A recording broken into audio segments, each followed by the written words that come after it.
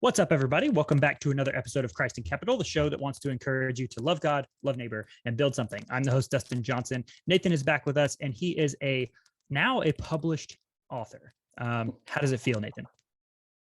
It feels about the same.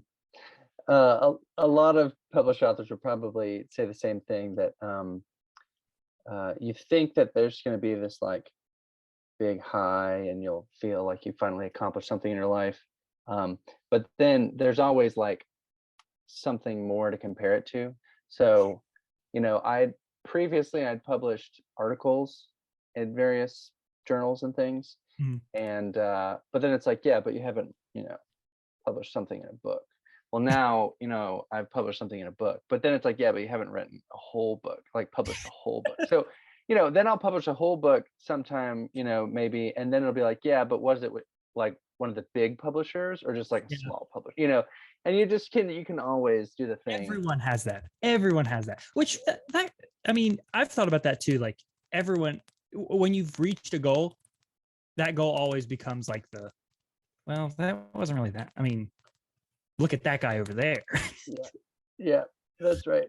Yeah. So, but yeah, I am pleased to have my work in a book, which is yes. We will get into that in more detail in just a minute. I thought we would open this episode, because we're a podcast about economics, about this Inflation Reduction Act bill that was signed. Joe Manchin caved, and he apparently got some things that he wanted in the bill, and they were able to pass it. But I think the biggest thing that was able to pass it was the fact that it was called something that it's not. So I want to play this. I'm going to share my screen and play it. I think this will kind of set up the discussion. Can you see that, Nathan? Yeah. The Congressional Budget Act Office, which is nonpartisan, said that there would be a negligible impact on inflation this year and barely impact inflation at all next year. I mean, isn't it almost Orwellian? How can you call it Inflation Reduction Act when the nonpartisan experts say it's not going to? So I appreciate that. I appreciate the question. We've actually addressed the CBO. It was the top line number.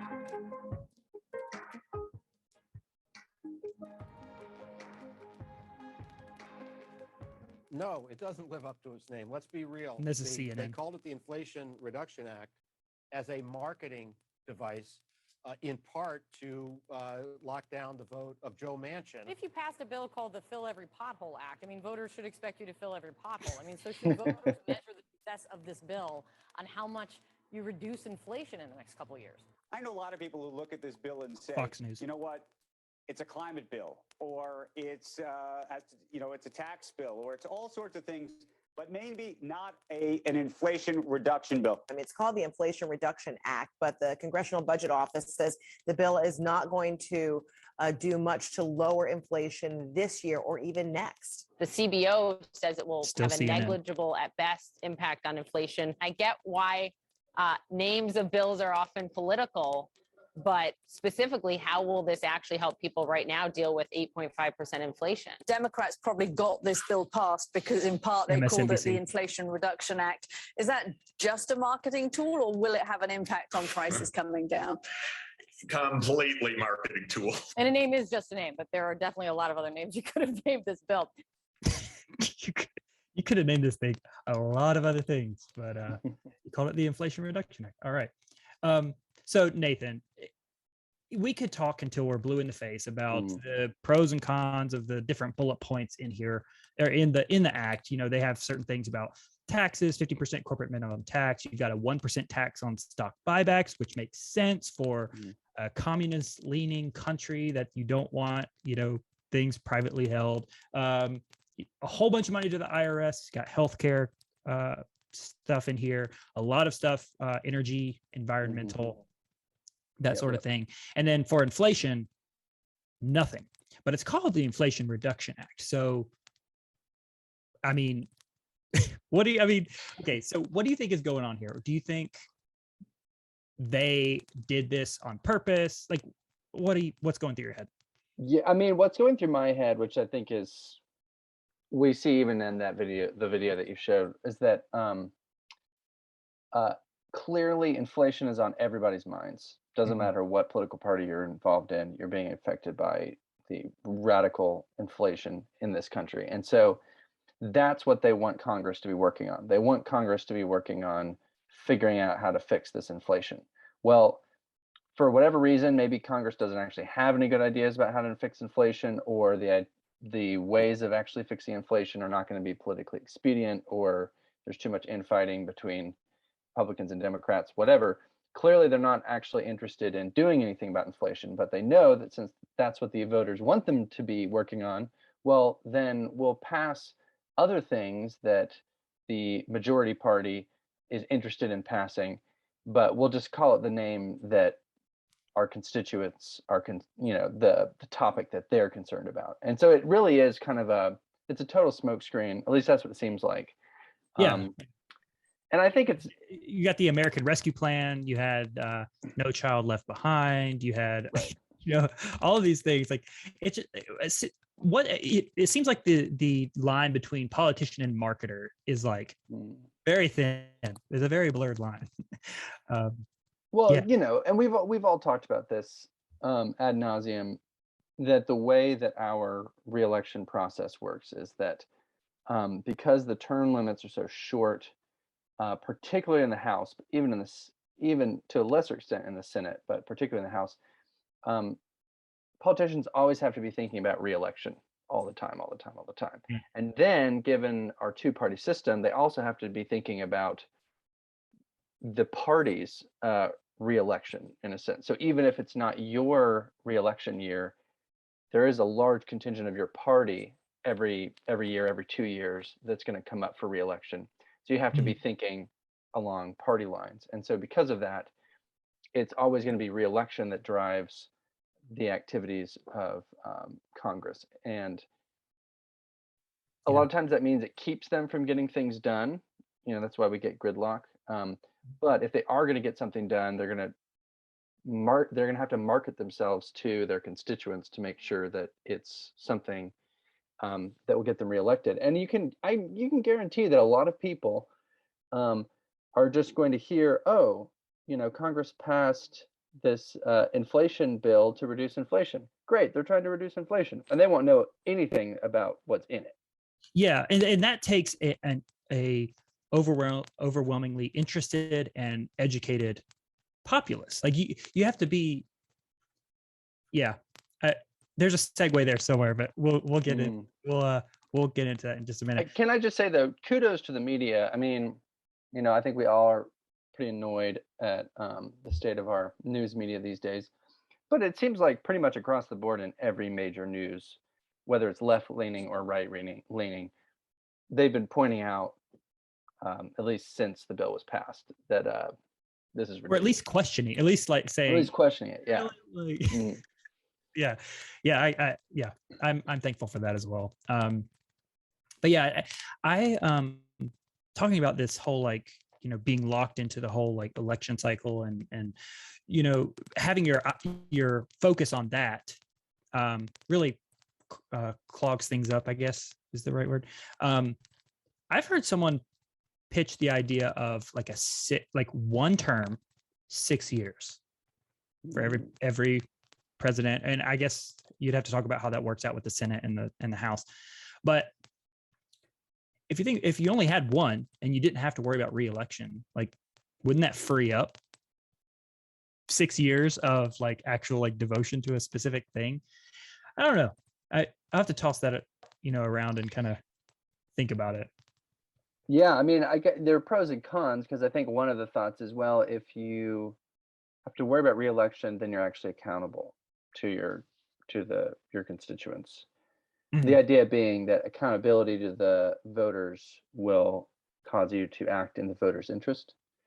But I think what we've seen is that's not. You can play the game in a certain way that you're still not acting in the voters' best interest. While also manipulating the situation so that you still get reelected. Yeah. Taking hold of the media apparatus of the country. That would be a good tool for that. So it seems to me like we would be a lot better off if we had congressmen, presidents, senators who are all classically educated, Christian classically educated. And I think society might be better off. What do you think? Yeah, I think that's not even a very bold statement these days, but I think you're right, and the history of our country probably proves that to be true. I think since really since Woodrow Wilson, the education in our country has declined dramatically, and not to say that all the presidents and politicians we had before the 1900s were stellar individuals. We can definitely find some examples. Yeah. But they were men of substance. Mhm. And now I think most of our politicians, I'm not even sure that they are people. Sometimes Lizards, like lizard people. yeah, they're like lizard people. Now, take this tongue in cheek, but there's a in Dante's Inferno, there's a character who actually he was so bad that his soul went down to hell before his body died. So he was actually still, his body was living on earth, but his soul was already gone from his body and was in hell. And it makes you wonder when you look at some of these lifelong politicians that we have, if their souls had been lost long ago.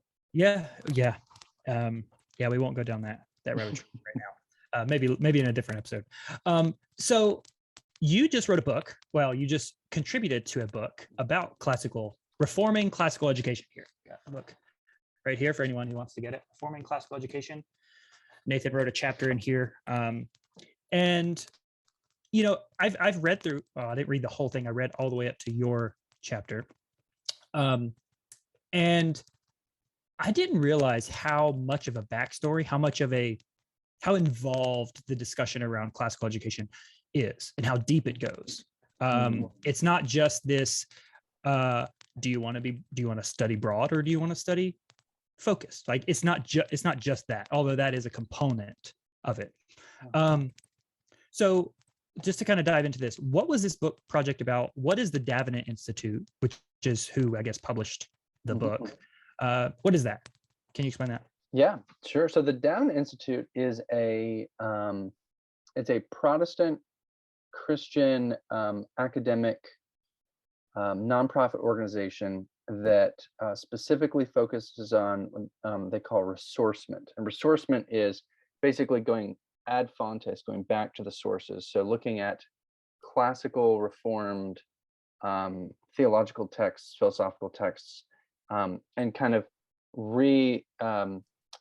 reinvigorating modern education and modern church life with kind of older classical reformed ideas and texts. So they've got a publishing wing. They publish a lot of like 16th to 18th century theological works. Many of them were written in Latin and have never been translated, so they also translate a lot of works. Okay.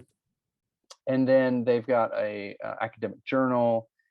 They have a educational institution called Davenant Hall, which is it's a non-traditional hybrid online / in-person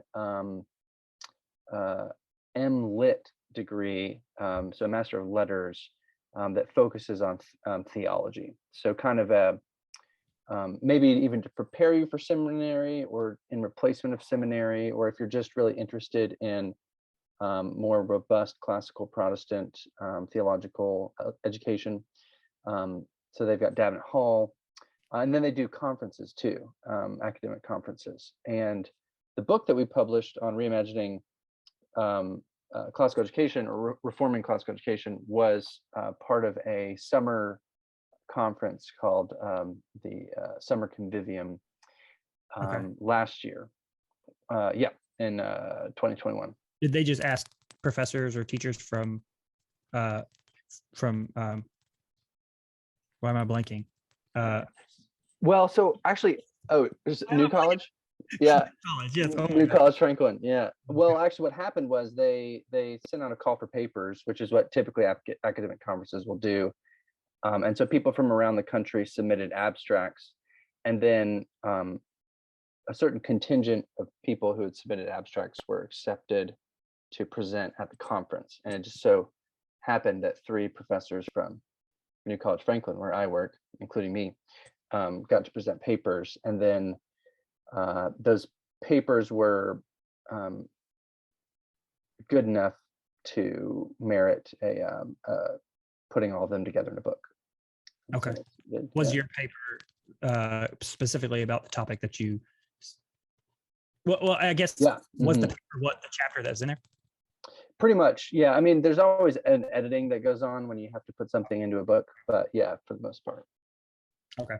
Yeah, and you know, the book is great. Like the introduction, just like pulled me in. I was like, I'm gonna try to power through. I'm gonna try to power through this because I know there's gonna be a lot of like lofty language that I'm not familiar with, and you know, that sort of thing. But it really did, like from the introduction on, just pulled me in. There are some chapters where it's like if this is the Cliff Notes, man, then the reading the actual like great books and making those comparisons and doing the whole like assessment, that's it's pretty a big thing. So and there's things in here, there's really cool discussions that I was made aware of like the idea of vocation. Like every education is about vocation in a sense, where state school might be about, it defines vocation as like, how do you fit into the economy and how do you fit into this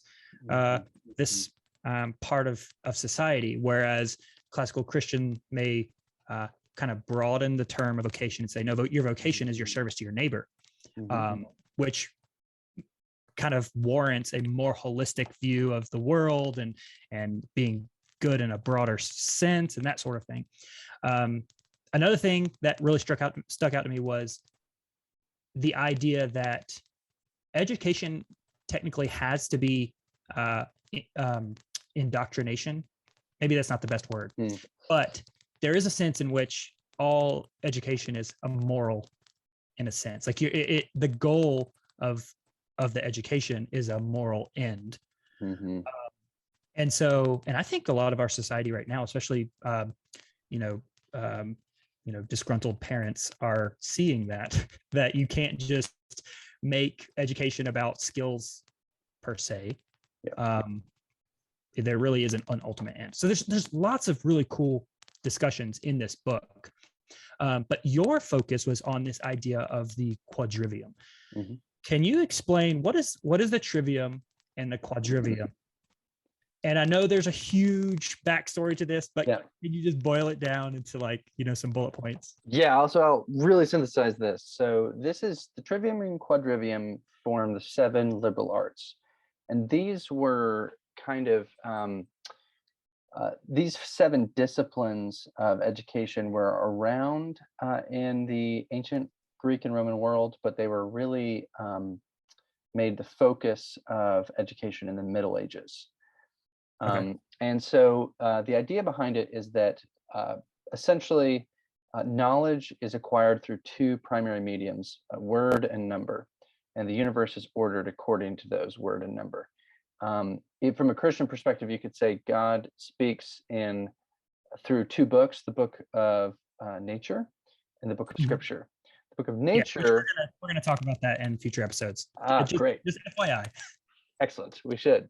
So the book of nature, the language of nature is number. And then, of course, the language of scripture is word. So the trivium are the 3 little ways of knowledge that are word-centered. So that would be grammar, logic, and rhetoric. And the quadrivium are the 4 ways of knowledge that are number-centered. So that would be arithmetic, geometry, music, and astronomy. Those now, 2. I was like, yeah. So and music and astronomy are understood numerically, not necessarily visually or oracularly. If you've taken any music, you recognize that it's not just about sounds, but it's also about ratios. Like we even talk about like thirds and fourths and fifths and things like that. That's all. It's number. And there's a genre of music called math rock. I think that's what they call it. Math rock. Anyways, listeners can look it up, and it's interesting. Anyways, go ahead. Yeah, so basically in the medieval model, your education would begin with the trivium and the quadrivium. So you would study the language arts, you would study the numerical arts, and then that would equip you with the cognitive tools required to then engage in speculation, which would be philosophy and theology. So in order to be prepared for the highest form of knowledge, which would be theology, you have to be equipped through these 7 liberal arts. And the idea of them being liberal is that they're freeing arts. So without thorough understanding of language and number, you're actually not a free human being. So you're not able to really engage in free thought, free inquiry. So you're bound by your cultural conditions or by your economic situation, that sort of thing.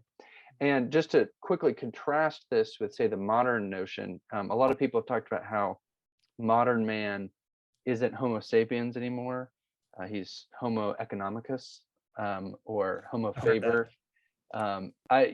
He's a working thing, or he's a marketplace force, that sort of thing. As opposed to what we really are, Homo sapiens, we're thinking things. And so, you could end up being, economically speaking, you can end up being a slave, but actually still be liberated, still be free if your mind is free. And you see this actually really powerfully illustrated in Frederick Douglass's autobiography, when he talks about how when he learned to read, he suddenly became liberated, even though he was still a slave. And actually learning to read was the first kind of step toward finally being emancipated, economically.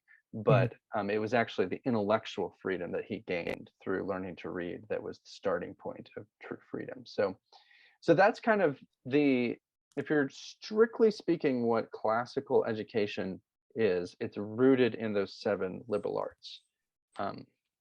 But part of the point of the book is to argue that what has happened, the classical movement is very broad, it's very exciting, and there's a lot of great things going on, but there's been a confusion as to what really is true classical education. And so the book is trying to tease that out and say, some ways in which people talk about classical education are kind of missing the main point.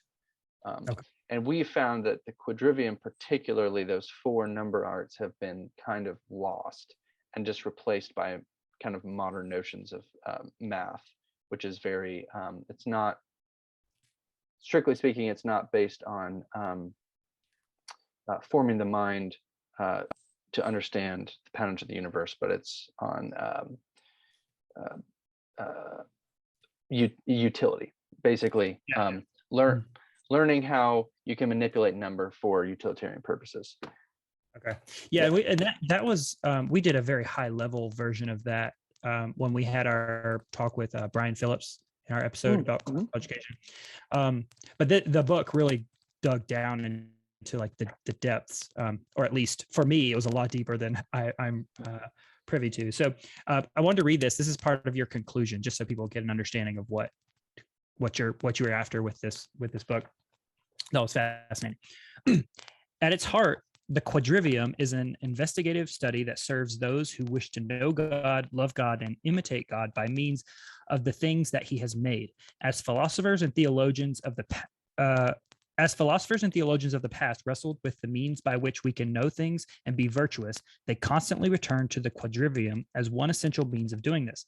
This conviction flows from a tacit recognition of the fact that the universe is an ordered whole, patterned after the goodness and beauty of the Creator, that the cosmos speaks through the language of number, revealing some of the most profound truths that abide at the heart of being, that mankind must be equipped with tools in order for him to learn wisdom and practice virtue, and that the Quadrivium is a means of knowing the truth, kindling a desire for the love and beauty at the heart of creation, and equipping the soul to ascend. That's not something you're going to hear at a state school. The goal is explicit. I mean, the goal is explicit there, right? To love God, right? To know God better. And that's kind of the trajectory. To round out this discussion, though, I wanted to ask you, what does that look like? The pursuit of a classical education look like? And this may be somewhat self-serving for someone who's looking to have their kids coming into school. Is that even a consideration? Like, you know, how do you get your kids started off on the right foot? What do you think? Yeah, no, that's great. And over the last 20 years or so, there's been a lot of really good literature that's kind of come out about how to integrate kind of classical notions of education, even from the earliest grades. But when you notice kind of the way that education used to function, and we're talking like, say, in England, you know, in the 16th to 19th centuries, particularly, there was really a focus in the early years on grasping language. And so, you know, kids at younger ages, they're not ready for abstract speculative thought, right? You know, like they don't need to be reading Plato when they're in third grade. That's just right. But they I think need the book to, argued you shouldn't be reading Plato until like secondary school. I mean, like, until like graduate school or something like that. right. Yeah, and I take issue with that article a little bit. I think you can benefit from Plato earlier, but not that early. But yeah, so it really immersing in the language is kind of the first step. And actually, one of the articles, I'm not sure if you got that far or not, on Latin education.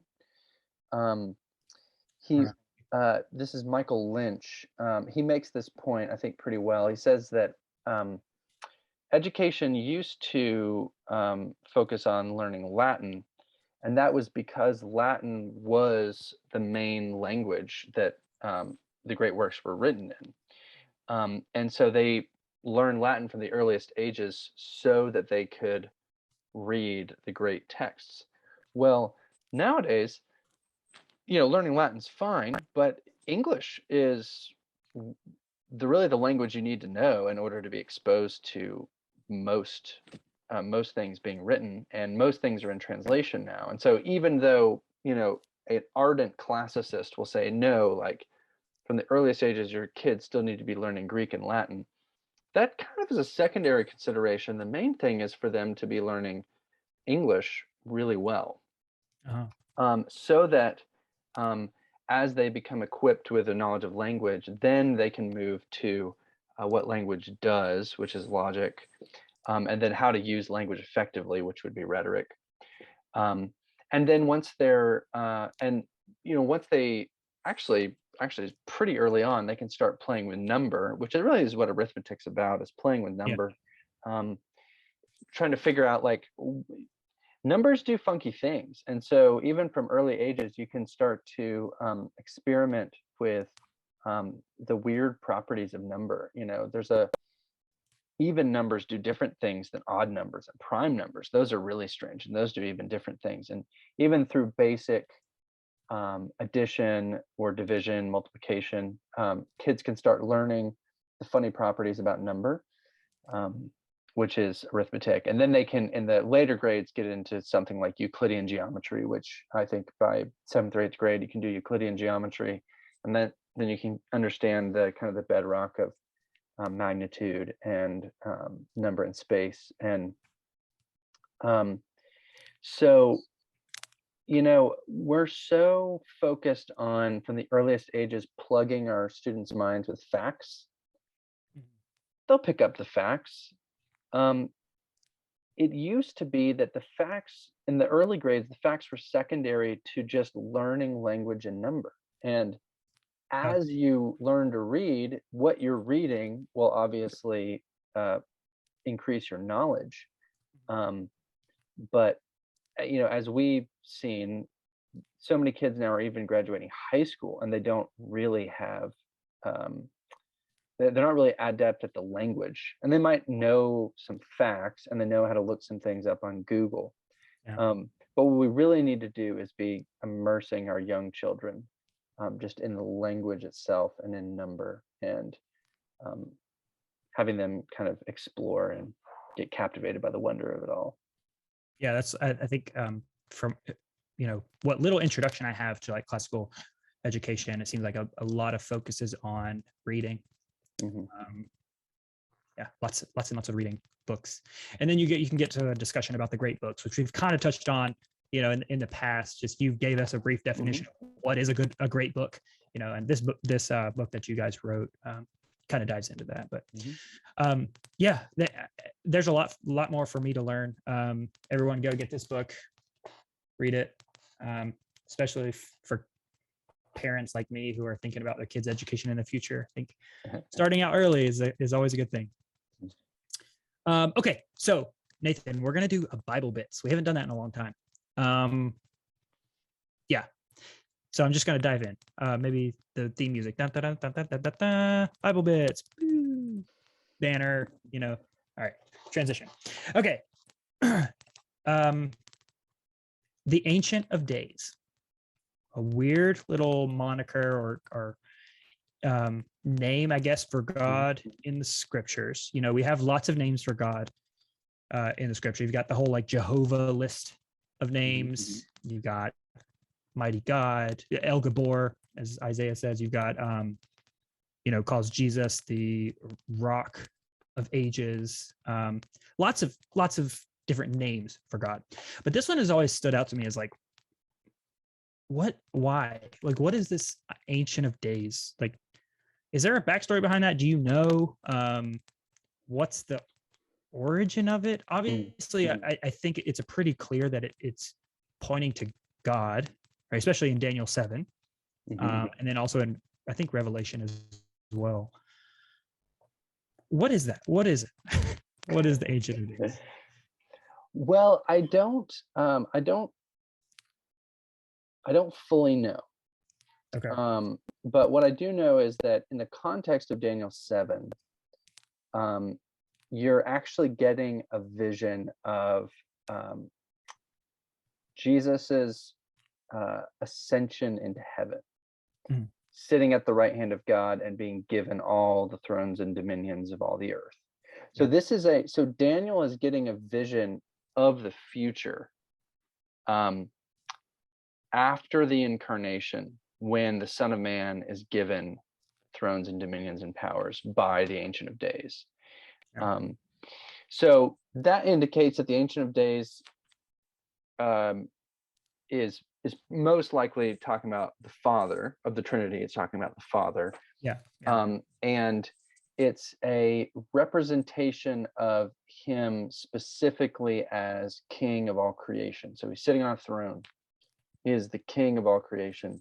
And the fact that he's Ancient of Days indicates that he pre-exists before creation itself. So why is it that God, Elohim, Yahweh, is on the throne of the universe, as opposed to, say, the God of the Babylonians or the Persians, which is the culture that Daniel was exiled in? Why not them? Well, he pre-exists all of them. He is the Ancient of Days. And you could also think about it maybe in terms of he is the Father of all things because he created all things. So you think about in patriarchal cultures, like most ancient cultures, actually being old was a good thing, right? It meant something, that there's a level of dignity and honor and power, wisdom that comes with being ancient, as opposed to now where we're like, well, they're old, so we need to get them out of society and put them, they're on their way out, away from things, right? So I think it's also an honorific title to be called the Ancient of Days. Would be an honorific title, and he's the Father of all creation. So I think that's what's going on. It is a very interesting name for God, and because it doesn't occur very often too, it takes on this kind of allure.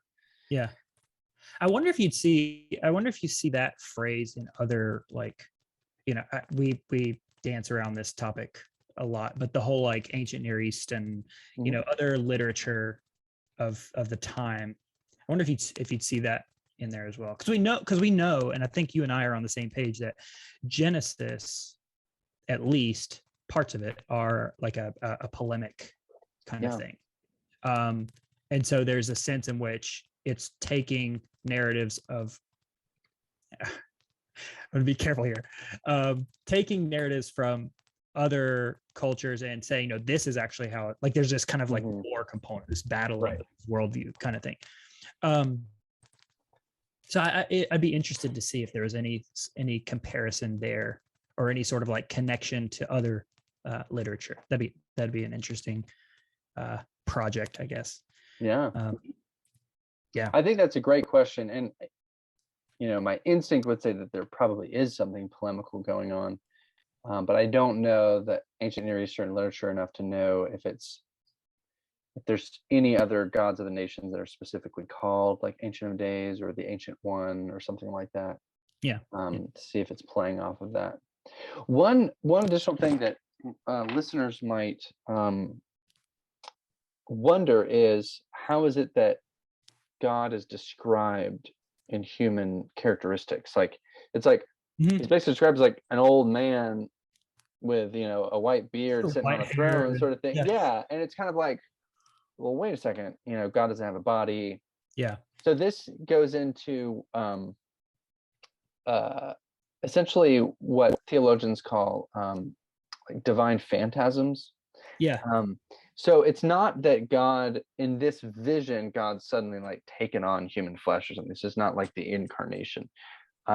It's that because mankind cannot see God as he is, he has to project some sort of phantasm of himself that communicates part of who he is. Yep. And so it's similar to like when Moses sees God's back, right? Yeah. Or even the angel of the Lord in some instances, like there's that whole like Trinitarian idea in the Old Testament of like, the two powers in heaven, if you've ever heard of that, or like this idea that sometimes God's portrayed as like being there, but also not being there, distinct, but not separate. It's this weird like categorization of God, where it's like, you can see that the author's trying to put human terms on God to communicate him somehow. But Right. Like God's not located in a specific place in heaven, seated on an actual throne. Right. Like God's not, but God can reveal himself as an image that is on a throne in a specific location. So, and this is also how we can get Christophanies in the Old Testament without them being actual incarnations. So Christ can show up in the Old Testament as a phantasm, but that's different than him actually taking on human flesh, which he did at the incarnation. I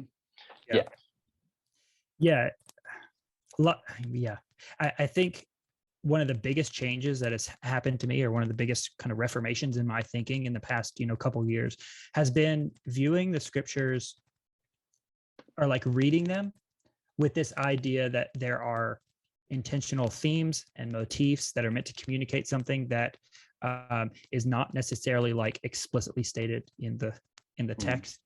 And that's kind of what we're trying to do with this Bible Bits thing, is like hone in on some of those lesser known things.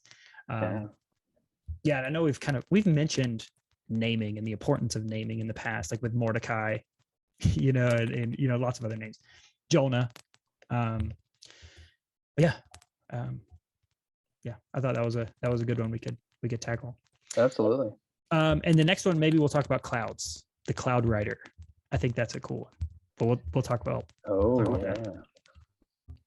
Okay, so everybody, go get the book, Reforming Classical Education. I will put a link in the show notes.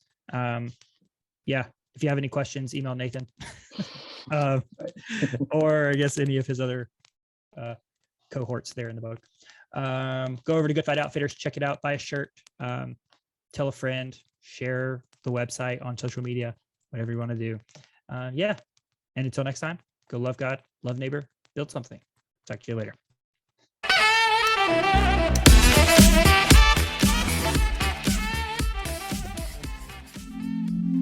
This has been a Manifold Ministries podcast.